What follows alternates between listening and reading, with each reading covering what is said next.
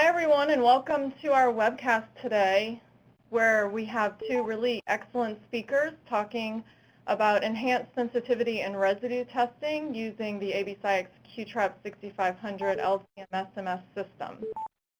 If you have any questions throughout the webinar, you can enter those questions in the top left-hand side of your screen, and we'll answer those questions at the end of the event. And in the meantime, I'll first introduce our first speaker, Andre Schreiber from SCIEX, who's going to give an overview of our QTRAP 6500 system and share with you some interesting data on residue analysis in food and environmental samples using the 6500 system. Andre? Thank you very much, Lauren, for introducing me, and thank you everybody for joining our webinar today to present some exciting data using the 6500 system, together with Henk and Johan here from Rikilt in Wageningen in the Netherlands. At the beginning, I just would like to give you a quick overview about today's presentation. As Lauren mentioned, I would like to give a little hardware overview about the 6500 system, focus there on ion drive technology, how that results in higher sensitivity, an extended linear dynamic range for quantitation, and I also would like to explain a couple of QTRAP features which are very useful for compound identification. And throughout my presentation, I will mention a couple of software features which are very, very important to process the data for quantitative analysis or for identification. And then I will hand it over to Henk to show some of the work he was doing on the analysis of steroid esters in hair samples. Before we start, I would like to quickly give it back to Lauren to ask you a polling question.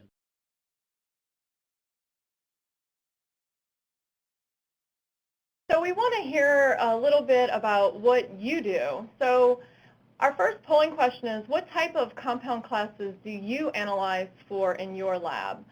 And the choices are pesticides, antibiotics or veterinary drugs, steroids or hormones, natural toxins such as mycotoxins, shellfish toxins or others, chemical adulterants such as melamine, packaging migrants or processing contaminants, so including phthalates and acrylamide, allergens, or vitamins and nutritional compounds, and select as many that apply to you. So again, what type of compound classes do you analyze for in your lab? Pesticides, antibiotics or veterinary drugs, steroids or hormones, natural toxins, chemical adulterants, packaging migrants or processing contaminants, allergens, or vitamins and nutritional compounds.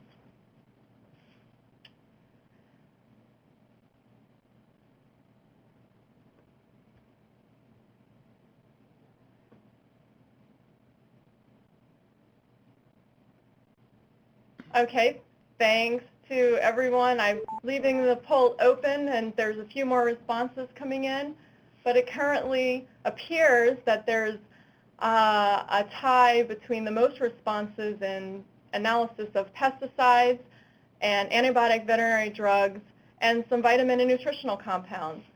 So Andre, do you have any comments on those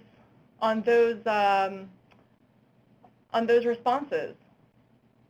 No, that looks all really good, and also very much as I would expect. And I'm very happy that we chosen pesticides and veterinary drugs, hormones as the topic today, since these chemical residues and contaminants rate are fairly high.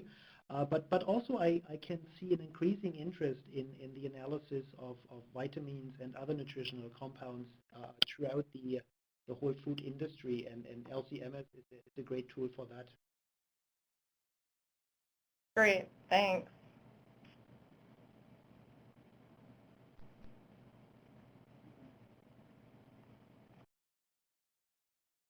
All right, let me go on then with the presentation. Before I start the mass spec topic, just a quick word on SCIEX. SCIEX is part of the Danaher Corporation, and we are a global leader in development of mass spectrometry techniques for chemical analysis, and the 6500 is just one of our latest innovations. And our technology typically helps scientists answer three important questions. What is in my sample? So to identify, in this case, food contaminants, food residues, to improve the quality of food, and how much is in my sample. Of course, we want to know if certain chemicals are at levels above regulated tolerances. And then, of course, we want to use that information to advance science, in that case, to make food safer and higher in quality. Let you give me just a couple of minutes to introduce the 6500 to you, an instrument which was released last year at ASMS in June in Vancouver. And there are a couple of innovations I would like to highlight built into that instrument. They mainly result in increased sensitivity. Depending on the compound, we see something like 10x more signal, which can be used for different things. Also, the increase of the detector dynamic range to quantify compounds over a wider range is a very important feature of the instrument. And then also we maintained all the QTRAP features of the existing QTRAP 5500 instrument to allow certain scan types to get more results when we analyze our samples. If we look into the ion path of the instrument, and especially people who have a 5500 in their laboratory, they will see it looks very, very similar. We have the curved ion path, which we introduced with the QTRAP 5500 a couple of years ago. Some of the changes in the 6500 instrument are in the area of the ion source. We redesigned the ion source to improve ionization efficiency. Then we did a couple of changes in the front end of the ion path to make sure that all these ions we generate are transmitted and captured nicely and transported all the way to the detector, where we have also some changes to make sure that we detect these ions most efficiently. And this helps us to get a great sensitivity and better signal to noise for quantitative analysis. Just a couple of details about these innovations, which we named ion drive technology. So we did work, or our R&D people did some work in several parts of the mass spectrometer. We did some changes to the ion source, the Turbo V ion source. The heater diameter was increased to improve ionization. That also helps to make the ion source in their settings more reproducible. Then the curtain gas interface, which is one of the important features to make our mass specs very robust and rugged, was redesigned to increase robustness even further. Then as a next step, we did some improvements and work in our QJet area, which allows us to focus and transmit ions into the ion path more efficiently.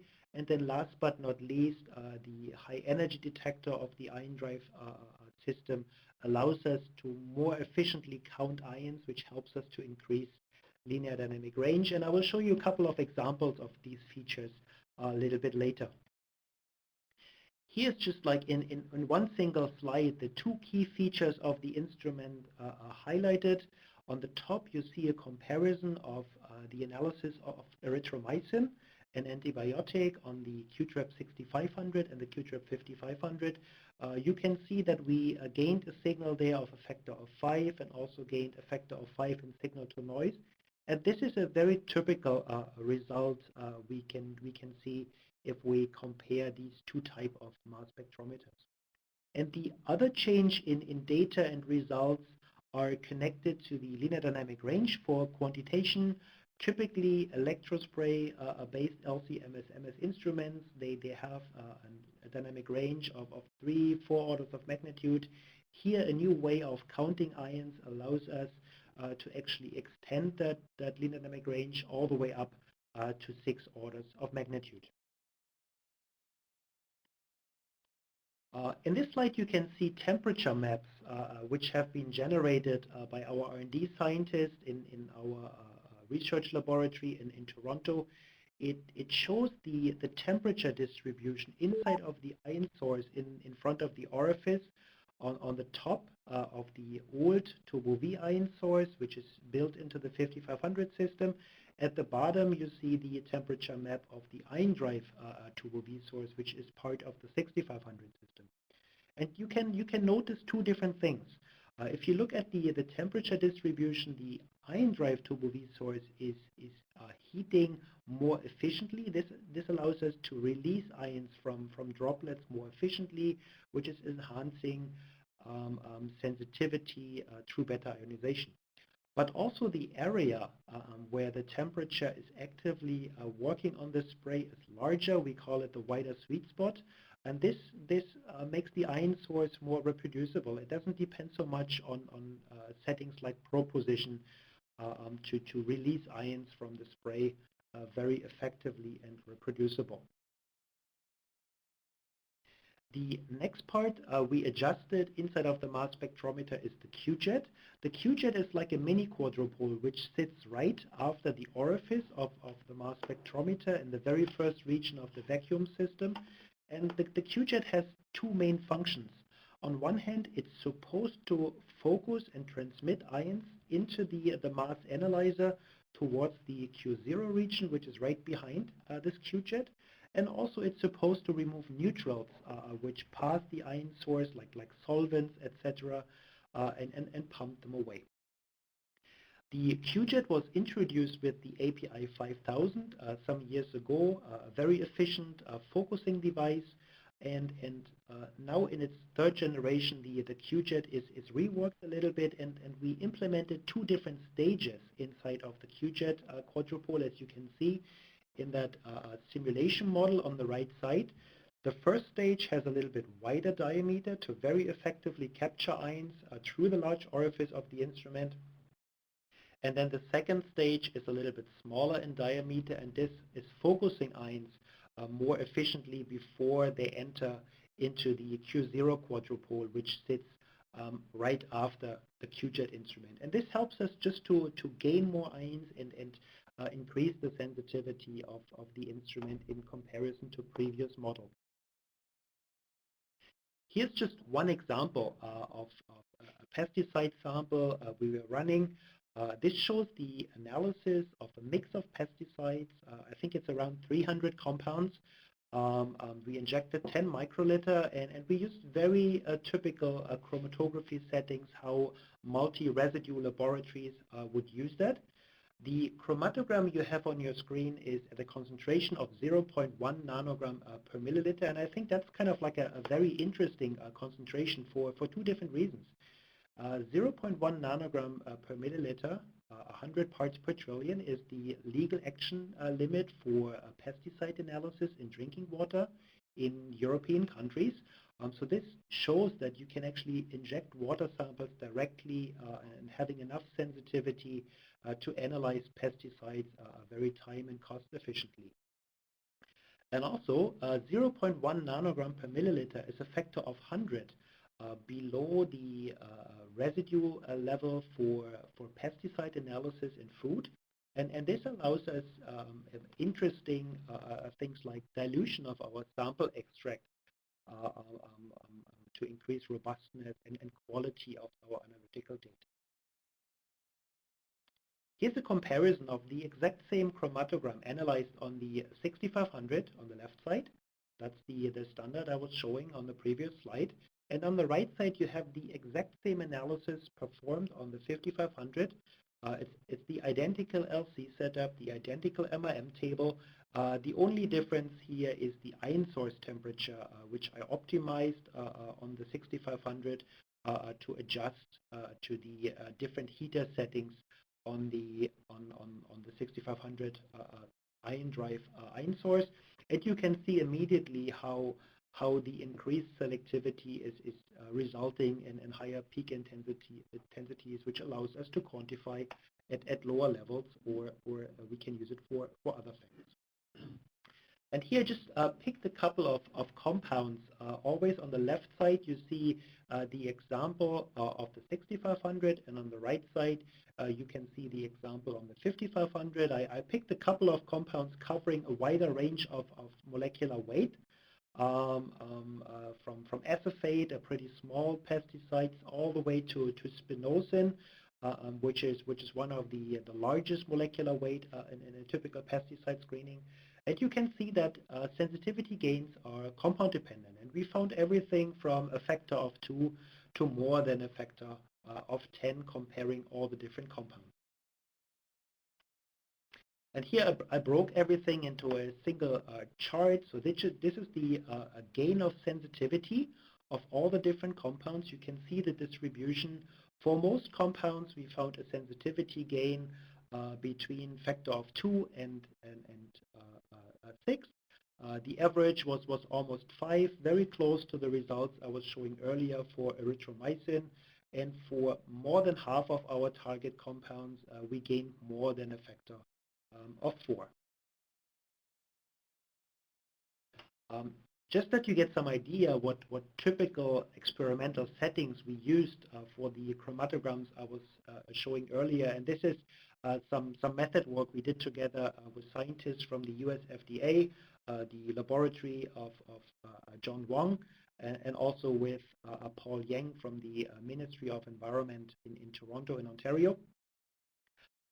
For pesticide analysis, we performed regular catcher's extraction food. We also extended that to some environmental biota samples for the Ministry of Environment, and we did extensive dilution of these catcher's extracts to reduce matrix effects, which is maybe one of the biggest challenges in many food laboratories. We used the commercial pesticide standard, the ID Quant kit, which is distributed by us. The LC method settings we took from the FDA method based on the respect column with a very standard gradient of water, methanol, and a formate and formic acid buffer. We always injected 10 microliter of each sample, and the 6500 was used with the ion drive turbo V source. We set the turbo V source to a temperature of 450 degrees centigrade.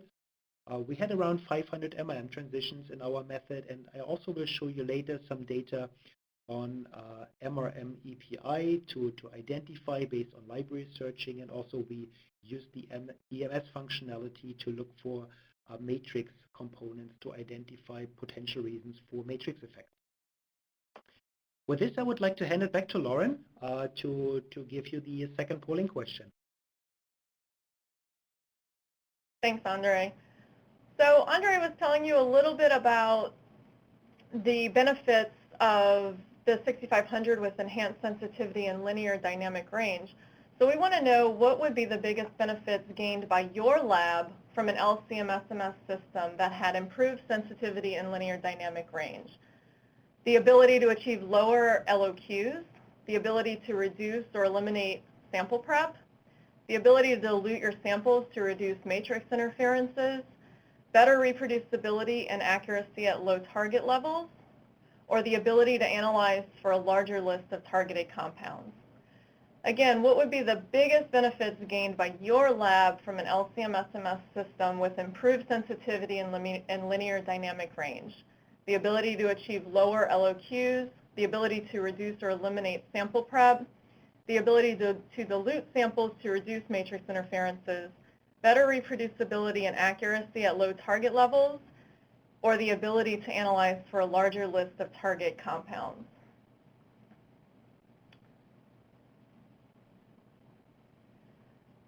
So it looks like from your results that the majority of you said that the biggest benefit would be the ability to dilute your samples to reduce matrix interferences.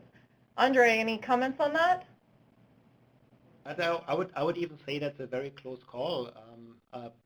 The little survey confirmed that matrix effects indeed are a big challenge in laboratory, and that extra sensitivity is a powerful tool to dilute samples to counteract there. And I will show you data a little bit later that indeed is a good possibility. But besides that, then everything is pretty much identical. Right? That's very good that you have tons of ideas what you can do with extra sensitivity and a wider dynamic range to get better data in your laboratory. Thanks everyone for participating in that poll. All right, let me continue, and then that was kind of like the list of ideas I came up, and I'm very sure that the list is actually as complete as you all envisioned you can do with the instrument. More sensitivity allows us to quantify at lower levels, and banned veterinary drugs like some hormones are a good example, and you will see later some data from Henk where he actually did that on the instrument. Drinking water laboratories, they have to charge lower levels, and here we are able to inject water samples directly, not to spend time and money on sample preparation while we're detecting compounds at very low parts per trillion levels, or maybe even subparts per trillion levels if needed. Better sensitivity always gives us better accuracy and reproducibility at low concentrations. That's always a nice side effect to get out. And then the important topic you all highlighted during the polling questions to use extensive dilution to counteract matrix effects. And the sensitivity, as I was showing you, gives probably the ability to dilute matrices by a factor of 100. And so if we have LODs and standards, around 0.1 nanogram per mil, that allows us to use that dilution factor of 100 to detect compounds at the typical MIL of 10 microgram per kilogram. And then looking into the increased dynamic range, there are a number of features I can imagine which are very useful.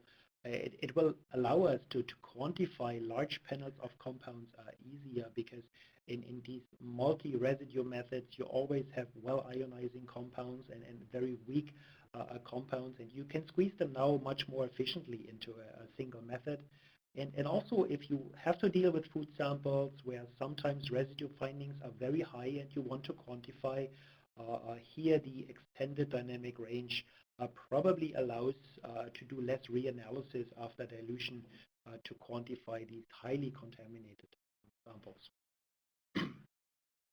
Here's an example experiment I did just a couple of weeks ago. I was taking some peppermint tea, which is known to be one of the really dirty matrices, and I analyzed this tea sample spiked with pesticides at the 10 ppb level. And I diluted the tea extract several times, all the way from 10, which would be the typical dilution factor I would use on the 5500 method, all the way to 1000 to see what happens. And you can effectively see that dilution is reducing matrix effect. With more dilution, we come closer and closer to the true value. And also you can see that matrix effects are different for each compound. They're also different for each matrix, obviously. Matrix effects are different at each retention time in your chromatogram, and depending what matrix components are co-eluting with the analytes, we might need more or less dilution to minimize or completely eliminate matrix effects. And here for that peppermint tea sample, dilution factor around 50 all the way up to 200. That's what we needed to bring our ion suppression inside of the bars of plus minus 20%. Here's an example of the extended linear dynamic range. On the left side, you see calibration lines for a high sensitivity analyte on the 6500. On the right side, on the 5500. On the 5500, I had to exclude a couple of peaks at the very top of the calibration line because the detector started saturating. On the left side, the results from the 6500, the detector is more efficiently counting these ions, and I have to do less data processing while quantifying my target analytes here. And here's another example. This was a very weak analyte in my target list. Here, the 5500 did not produce enough sensitivity to measure this compound at the low level. on the 6500, that was not a problem at all. The extra sensitivity helped us to quantify 19 per gram, which was one of my other target compounds. Just one example on real data, just to highlight a piece of software I would like to mention to you. As one of my real samples, I had an orange sample which was diluted, this time only 5x. Orange is not that dirty as peppermint tea. We quantified, we found the typical imazalil in the sample, not to our surprise, and we analyzed 2 MIM transitions for each of the target analytes.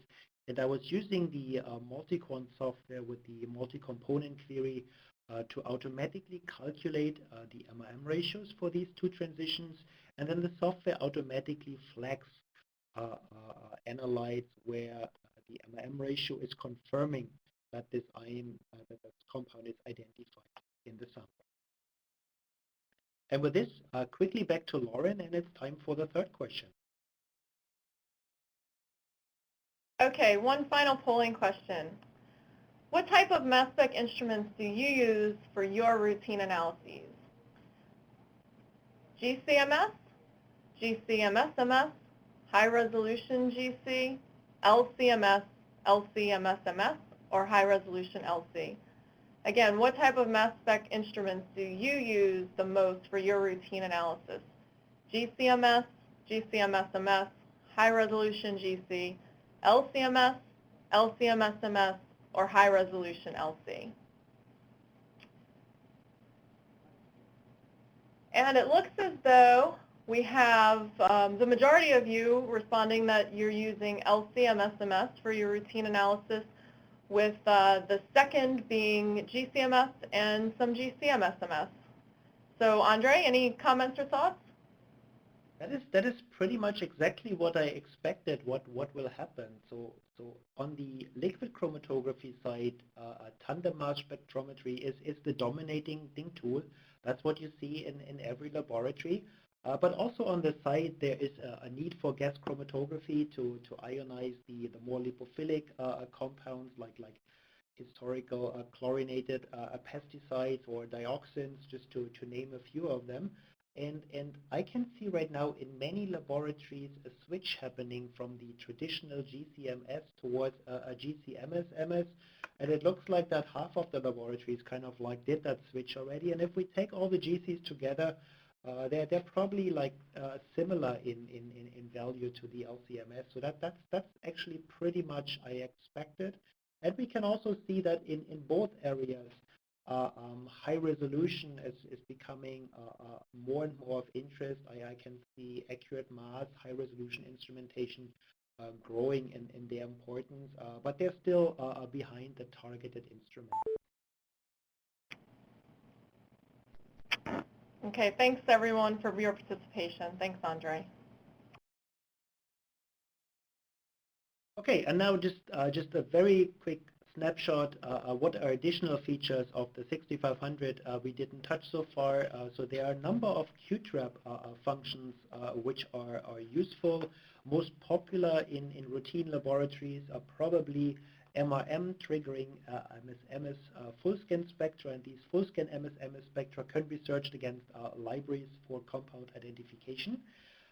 We also can combine MRM with an enhanced MS, which is a full scan, a single stage MS experiment. This helps to monitor matrix components and to understand possible matrix effects in challenging samples. And then 2 other features I just want to mention without showing data later. The 6500 can be combined with mobility.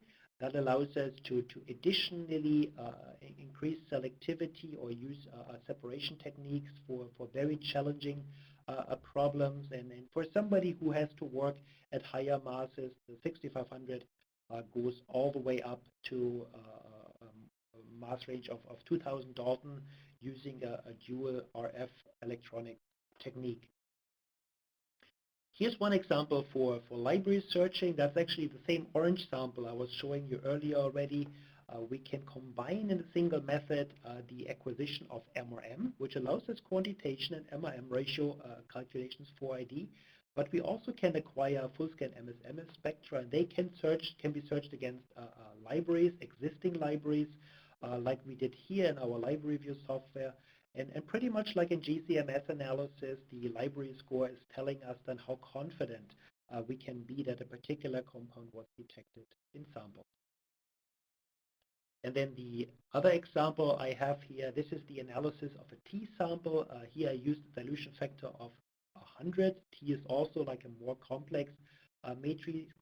And I found that the pesticide clothianidine was heavily suppressed in the sample. And when I looked into the EMS experiment, I actually found like a huge peak there for caffeine. To no surprise, caffeine is present in tea. And this was the reason for that big ion suppression for that particular compound eluting at the same retention time. And just at the end, I would like to thank the laboratory at the FDA CIFSAN, especially John Wong and Kai Zheng. So they helped me with pesticide samples and also the LC method setup, which I used here for the analysis. And now it's time for the second presenter today. I'm very pleased to have Henk sitting right next to me, and he will give you some presentation about the analysis of steroid esters in hair using the QTRAP 5500 and 6500. Thank you, Andre, for introducing me, and thank you everybody who is watching this presentation. My name is Henk Gerritsen, and I'm working for Rikilt, Institute for Food Safety Research in the Netherlands. And I will give you a presentation about the analysis of steroid esters in hair using a QTRAP 5500 and a QTRAP 6500.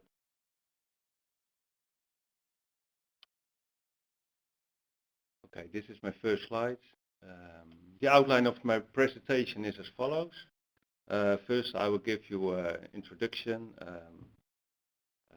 and then I will show some results from hair analysis using a QTRAP 5500 and the use of the MRM to the third mode, the QTRAP mode. Then I will show some preliminary results from the QTRAP 6500 measurements. We have this instrument since the end of 2012 in our labs, and after that I will give some conclusions. Okay, Rikilt Institute of Food Safety is located in the middle of the Netherlands, in Wageningen, and it's part of Wageningen University and Research Center.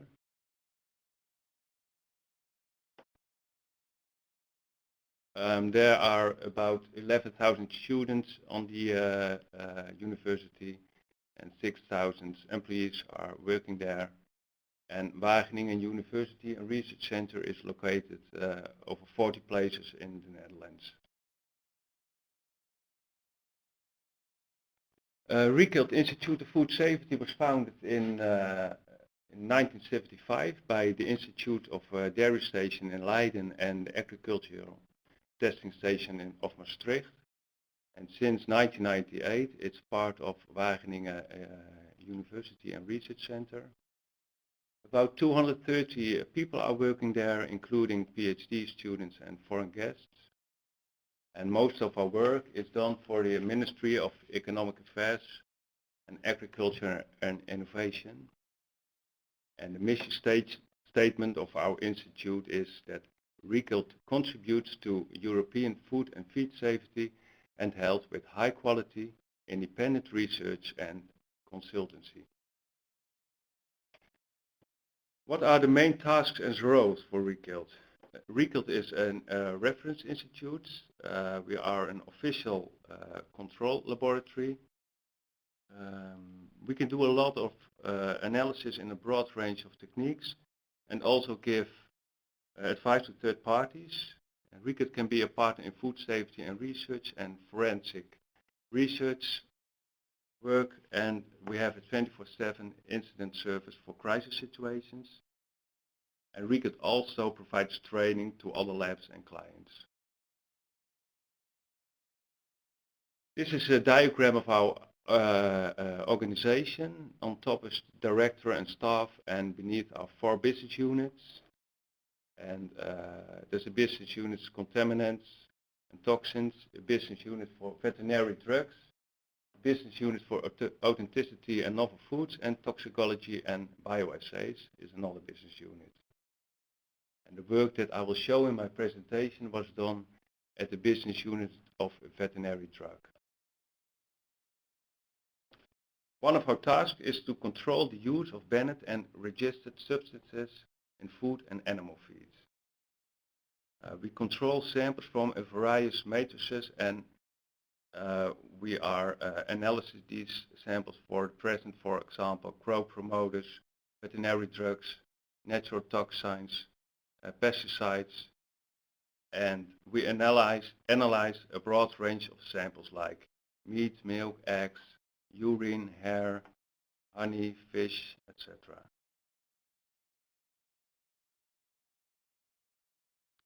In national and international laws, there is a legislation for the use of veterinary drugs and the residue limits which are allowed. And for some compounds, like growth promoters, there is a zero tolerance.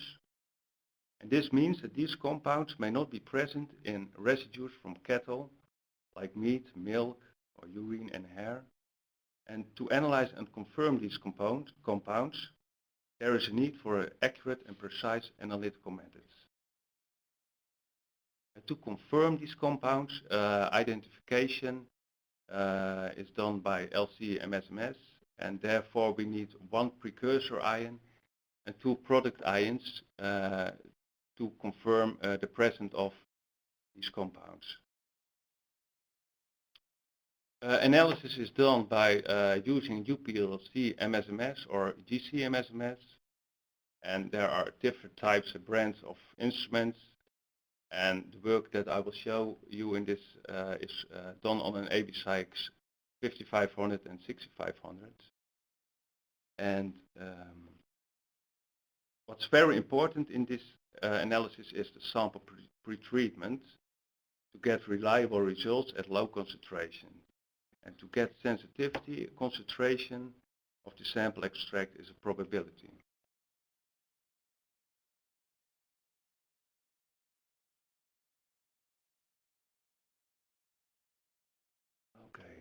Most of the screening for synthetic acids and of natural steroids take place by the analysis of urine samples. Fortunately, in urine, these acids will rapidly hydrolyze into compounds that are also enzymes present in urine. An interesting alternative to analyze these intact esters is to do analysis in hair, because it's likely that hydrolyzation of these acids don't occur in hair. So when there are esters present in hair, there is a direct evidence of the abuse of illegal steroids. Therefore, the call for Rikilt was to develop a sensitive analytical method for the determination of synthetic steroid acids in hair using LC-MS. What about hair? Is it a suitable matrix for the screening of steroid esters? Hair is very useful because it's easy to collect, easy to transport and store, and compounds are long traceable in hair. For example, we did an experiment in animals with isocyprine, and we found presence of isocyprine even after 7 weeks after dosing in hair of samples from these animals. Another pro for doing hair analysis is where there's evidence of abuse of these compounds. You can go to the slaughterhouse, and for example, this picture is showing a cut of ear of an animal with hair on it, and it's possible to do analysis in this hair. Maybe there are also some cons, some negative things by analysis in hair. You have to be aware about external contamination on the hair. aware of cross-contamination between hair, and the pharmacokinetic in hair is not fully known. But unless all these cons, we developed a method for the determination on steroid acids and beta agonists in hair. When we got hair from out of hair samples, then the sample pretreatment is started, and hair was shaved or cut from the animal, from bovine or porcine. And the first thing that is done is to get rid of the external contamination, and the hair was washed. And after washing, the hair is grinded and ready for analysis. How does the sample pretreatment look like? First, the sample is extracted from the hair sample is extracted and the components we further clean up by solid phase extraction. First, we do a centrifugation step. After that, solid phase extraction, and then do concentration by evaporate our elute, and then when necessary we do a filtration, and then the sample is ready for analysis.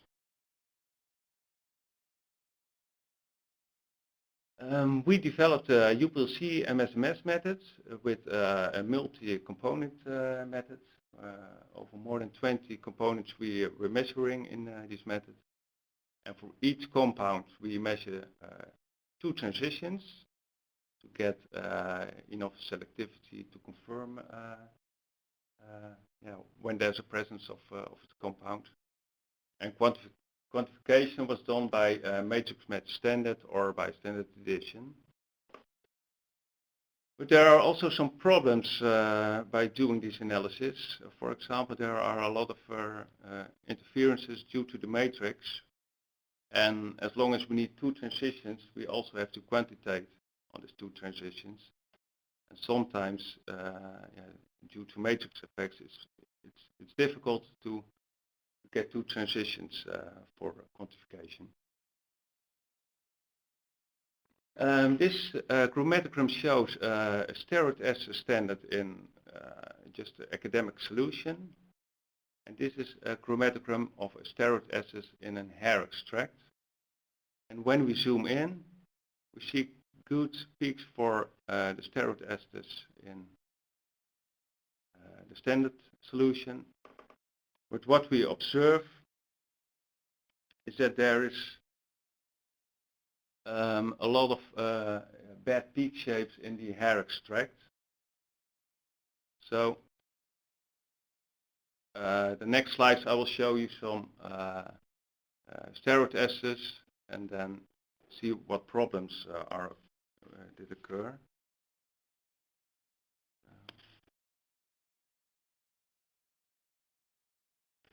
Okay, this is an example of a testosterone acetate in hair. On the left side you see the blank extract, and on the right side you see 10 ppb hair extract, and you see in the first transition the sensitivity may be good, but the selectivity is a problem. Here is an example of testosterone propionate in hair, and selectivity and sensitivity is no problem. Another example shows that the second transition is good enough to confirm, but we need 2 transitions, so the first one is not good enough, so this is also a problem. Another example of not testosterone decanoate, and you see on the second transition here in the blank also a problem. Again, for bold and non-undestylenate, also a problem in the first transition of the blank hair extract. So hair is a difficult matrix to analyze.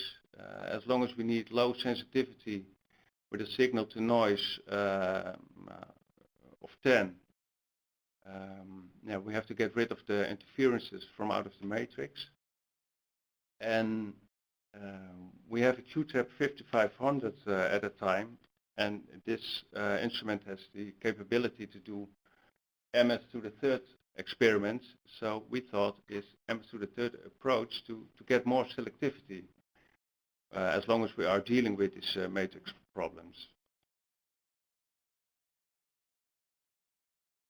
But how does it look like, MRM to the third?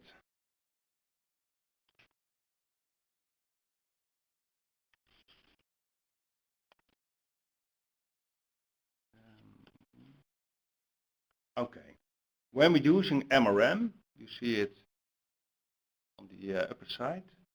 Our precursor ion of interest is selected in the first quadrupole, and then in the collision cell, it's fragmented, and in the third quadrupole, our product ions of interest are selected and scanned out on the multiplier.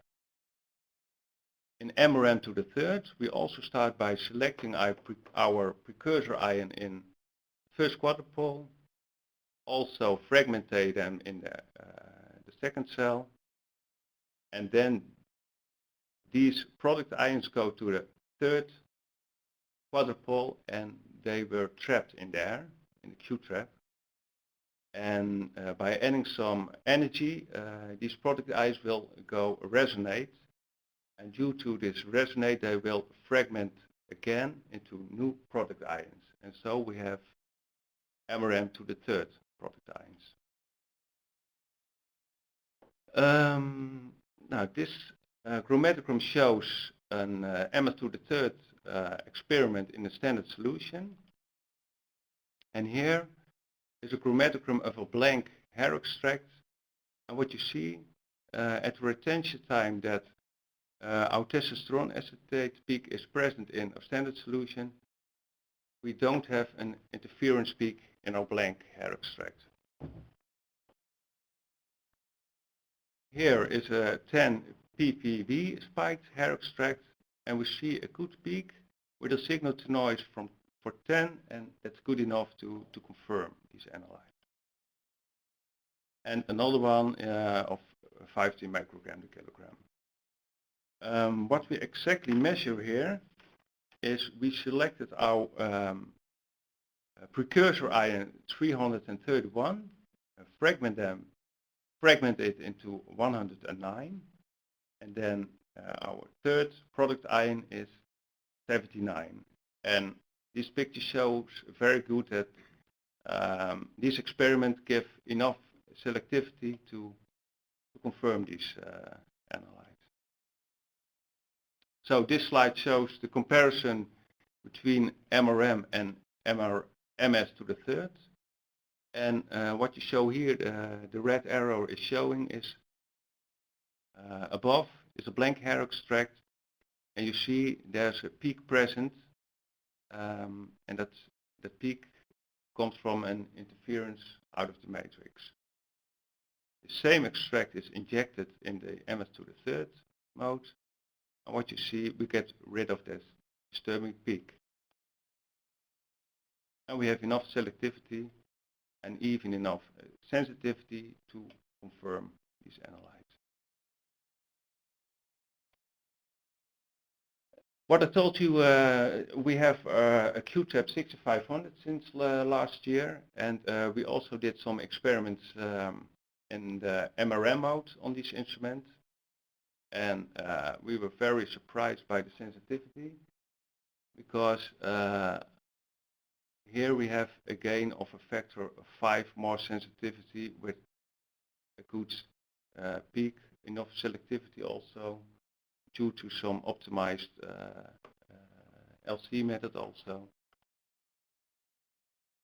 And now I will show you some slides where to example how the analysis goes on the QTRAP 6500. So this is testosterone propionate. Blanks are blank, don't have peaks, and enough sensitivity to confirm these analytes at a low concentration. Here you see there's a disturbing peak, so as long as these are MRM experiments, there still is a need to do MS to the third experiments for some compounds. Another example.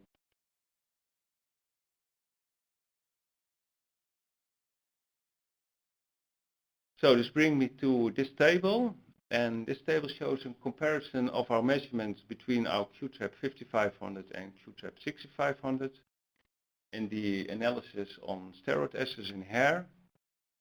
And what you see is that for most of our compounds we have a gain factor of more than 2. It differs from 2 till 25. And all these measurements were done in positive modes. And these are all MRM experiments, not MRM to the third or MS to the third experiments. We also did some analysis of NSAIDs. And here I can show you some results also in the negative mode. And what you see is that for most compounds we see a gain factor of 3, even in negative and also in positive mode. And for some compounds, when we are measuring in molecule, we even see a gain factor of almost 20.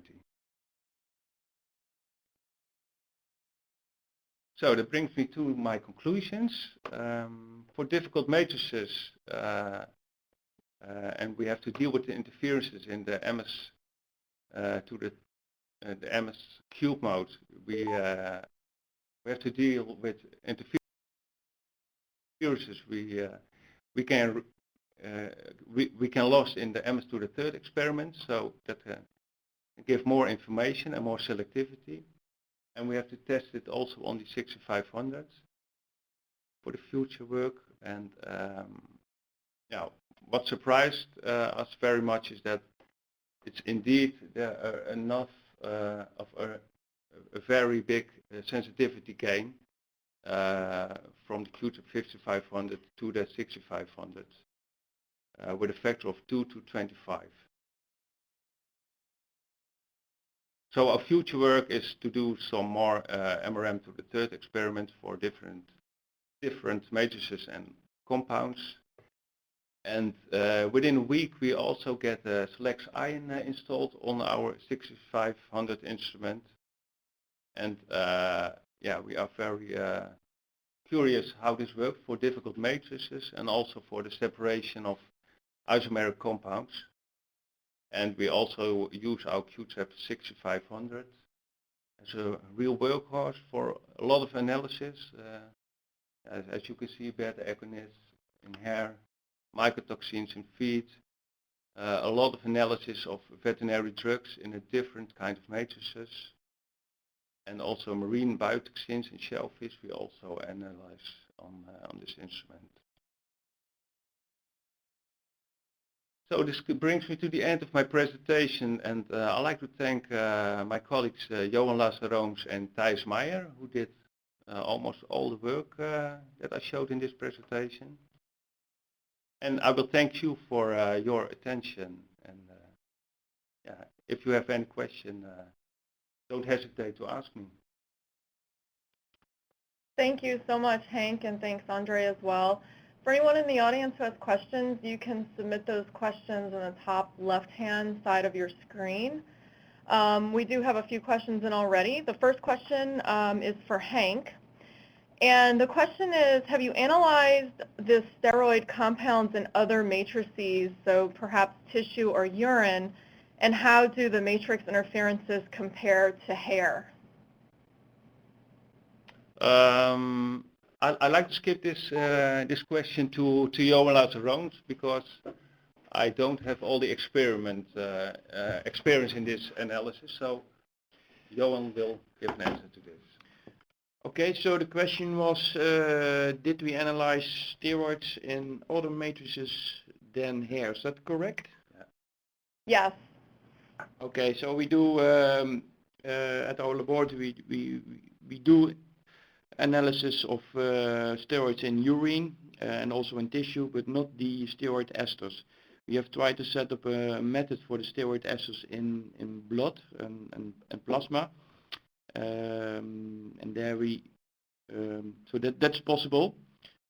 And the other part of the question was, do we see the same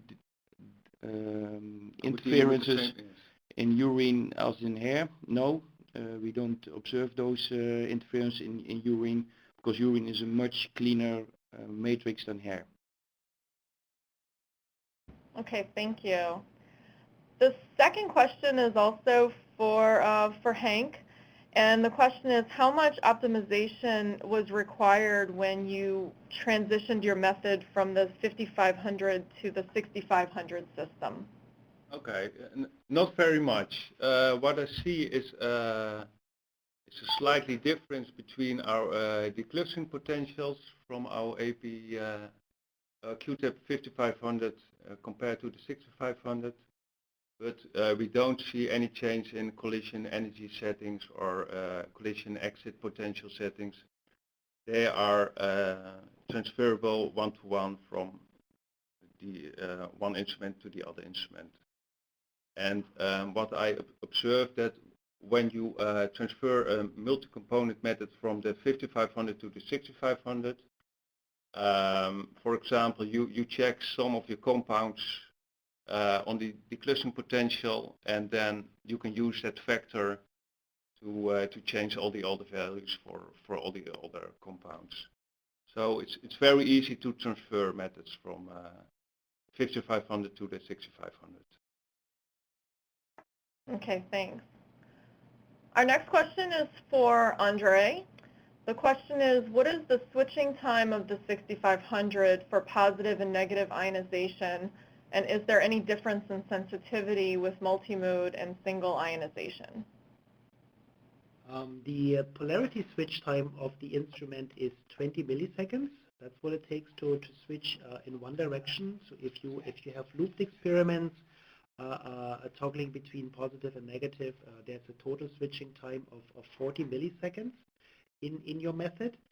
I didn't use polarity switching much on the 6500 yet, but I did it on the 4500 and 5500, which also allow fast polarity switching, but only with 50 milliseconds. And there we typically do not see a drop in sensitivity once you do polarity switching. But of course, you have to count for the switching time in your total cycle time to ensure that you collect enough data points across your chromatographic peak to get reproducible and accurate data for quantitative analysis.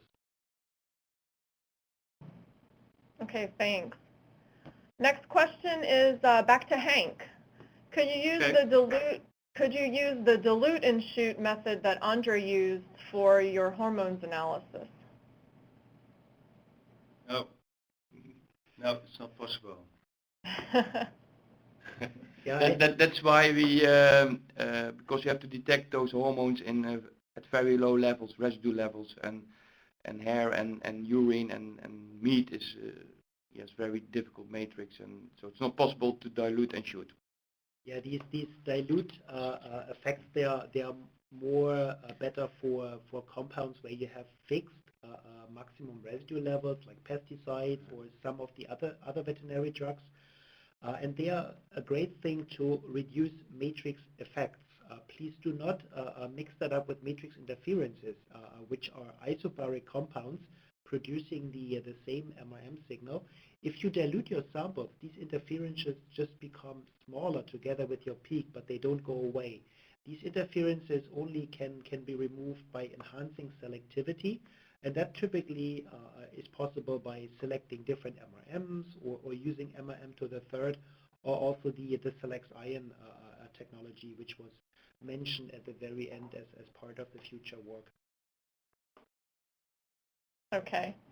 And I think just time for one final question. And the question is for Andre. If you keep the same temperature profile in your 6500 as the same as the 5500, do you think you would still get a higher gain in sensitivity, with the concern being the temperature at the injection port and labile compounds?